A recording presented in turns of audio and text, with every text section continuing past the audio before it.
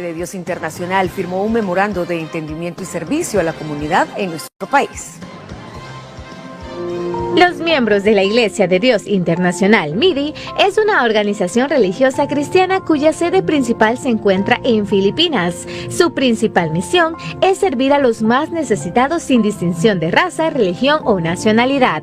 Las acciones de la Iglesia incluyen una amplia gama de iniciativas solidarias, tales como misiones médicas, exámenes de la vista gratuitas, servicio de clínicas móviles dentales, asistencia para el sustento y medios de vida, centros de atención y monitoreo para ancianos y adolescentes, entre otras. Estas obras refuerzan su compromiso de predicar con el ejemplo y ayudar a quienes más los necesitan. La organización firmó un memorándum de entendimiento y servicio a la comunidad en El Salvador, reafirmando su dedicación a difundir la palabra de Dios a través de buenas acciones. Esta firma es una muestra más de su compromiso de seguir siendo un faro de esperanza y solidaridad para todos. Ana Campos, Telenoticias Megavisión. Basahin mo. Ang Iglesia ng Diyos Internasyonal ay pumirma ng kasunduan sa komunidad.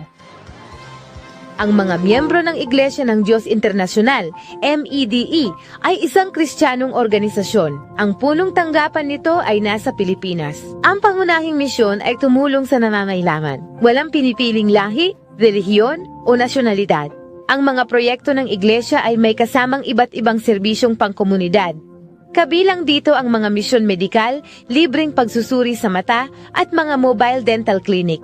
Mayroon ding tulong sa kabuhayan at mga sentro ng pangangalaga para sa mga matatanda at kabataan. Ang mga gawaing ito ay patunay ng kanilang pangako. Tumutulong sila sa mga nangangailangan. Ang organisasyon ay pumirma ng kasunduan sa El Salvador. Ito ay nagpapatibay sa kanilang dedikasyon na ipalaganap ang salita ng Diyos sa pamamagitan ng mabubuting gawa.